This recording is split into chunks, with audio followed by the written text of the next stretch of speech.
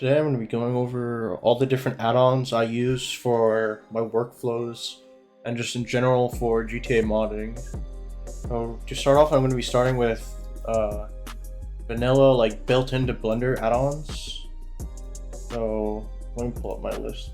First, what I suggest enabling is modifier tools. It's free, of course. So basically what it does is, let's say you add a just for this example, let's say a boolean. So you had a boolean, you can just click apply and it'll apply everything. It'll add this menu at the top here. Next, let's add a different one. See, it just applies everything. You can also delete all. You can toggle them in the viewport. It's just nice to have. Speeds things up a bit. And then the next one, what I suggest is F2. This one, it just adds more functionality to faces. So like tries from, just in the description here it says pretty much. It makes it so you can fill things easier basically. I think it's so like if you like this, you can just you select one face and then you just press F and it'll fill it. That's pretty much it.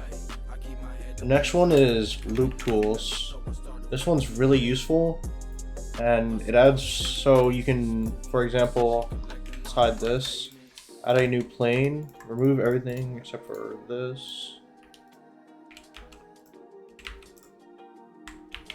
Just to make this a bit bigger, add a couple loop cuts. Let's say you move this up like this, you select all, and then we go to LoopTools, and then you can, oh yeah, I think it'd be in edit mode. I think is it G stretch? Yeah, see, it flattens it. LoopTools, there's a bunch of different options for different scenarios, but you can also turn it into a circle.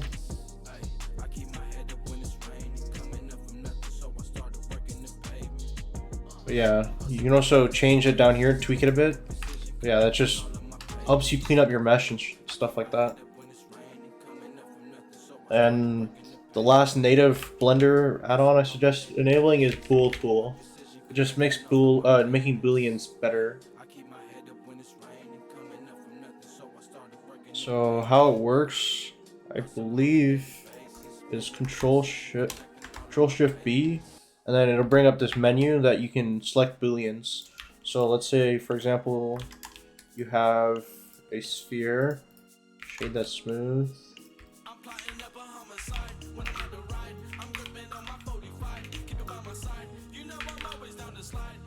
So I think what you do is like this, and difference. Oh, no, okay. Should be intersect? No. I think I have them selected in the wrong order. Yeah, there you go. So it just makes doing booleans a little faster. And then mesh should be applied like that, yeah. Then this one's not built into Blender, but it's free. Machine tools, this is a must-have for any Blender user. I highly recommend it. Basically, like, let's say you okay, what's going on here? So I think this is machine tools, like the different pie menus, and same for, wait, where is it? I think it's this here. You can change the origin. It's really useful for pivots and makes moving the origin and the 3D cursor around quicker.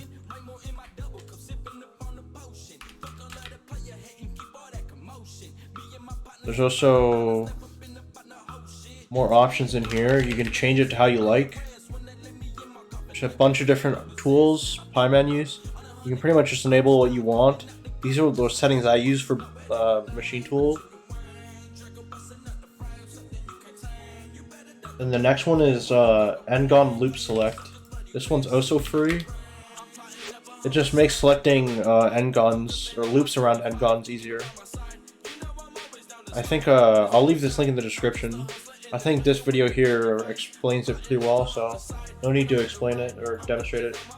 Then this other one is free as well, Collider Tools. This is also a must-have for GTA modding. It makes making making primitive collision boxes and stuff really easy. So let's say, for example, you have let's add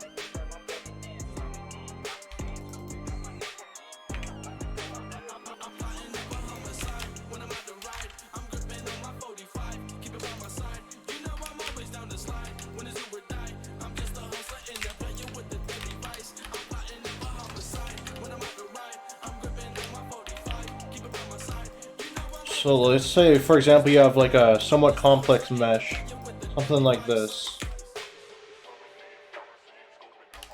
Like something that's not like completely flat and like a box.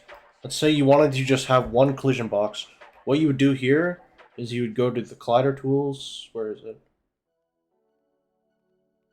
Collider Tools here. And then pretty much how it works is you just click this and it makes a box, and then you click again and it takes from the selected mesh. So let's say you wanted to select just this side, like this. You could do one for just this side, and so on. Then to make it so it works for GTA, what you would do is hide this. Then you can go here and then go to the Psalms tools. Go to General and then Debug, and then you would set the Psalms type to a bound polybox. And then you would apply the material, so you can remove this, go to Collision, and let's say it would be concrete. And then if you have like 100 boxes, you can just link the materials with Control L, with link materials. So let's say this was another box, you would just go up here, and then, wait, hold on. You would just go like this. Link materials, and then now this has concrete. So that's Collider Tools. Now these last ones are going to be optional and not free, that just help with my workflow and make things a lot easier. First, I'm going to start with Zen UV, because this one's really powerful and useful. Let me open up. This recently just got a huge update, so I highly recommend it. It makes UV mapping a lot easier. Basically how it works is, let's say for example, add a couple more faces here.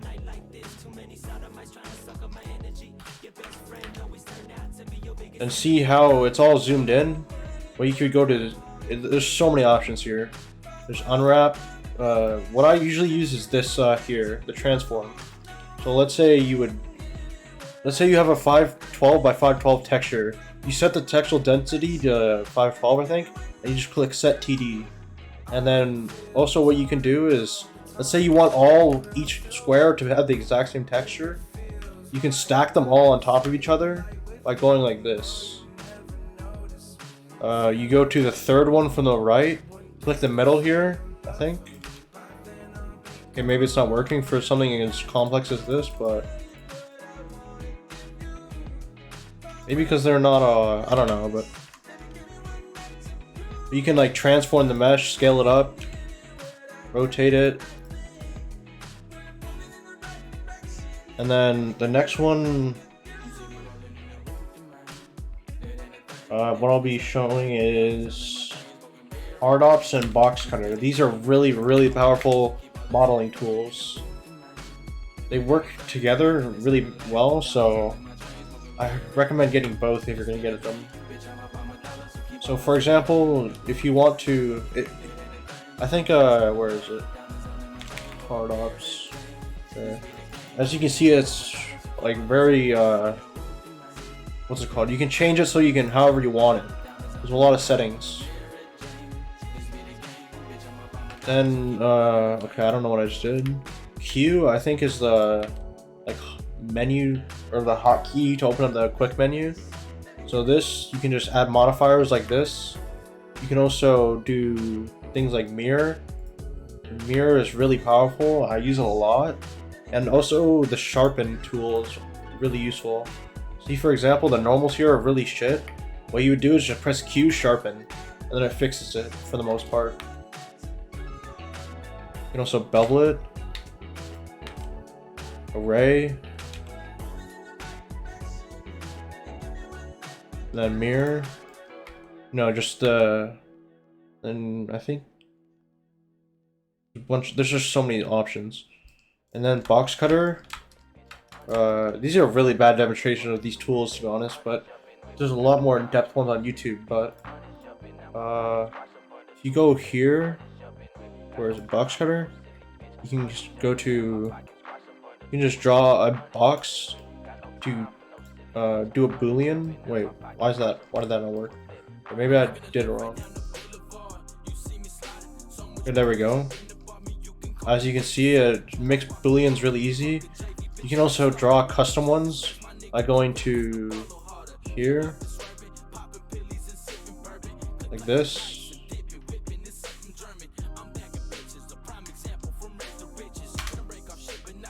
So obviously it's a really powerful tool and it takes time getting used to using it, but you can do some really cool stuff with it really quickly as well.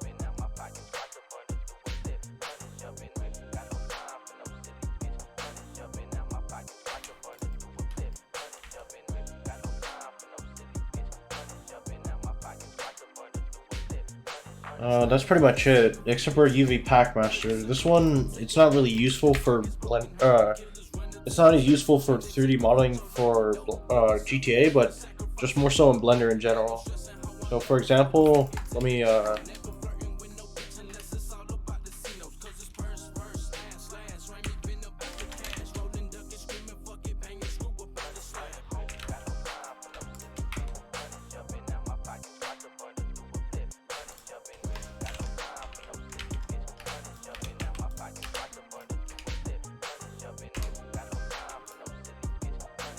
let's say, for example, we're going to unwrap this. We can cube project, and then what we can do is go to UV Pack Master, and then just pack. And it'll optimize the UV map as best as possible. That's pretty much it. There's obviously other stuff you can do with it, but that's really all it's useful for. If you're going to be baking the texture and stuff, whatnot. That's pretty much it for this video. Let me know in the comments, I guess, what you would like to see next for a tutorial. And peace.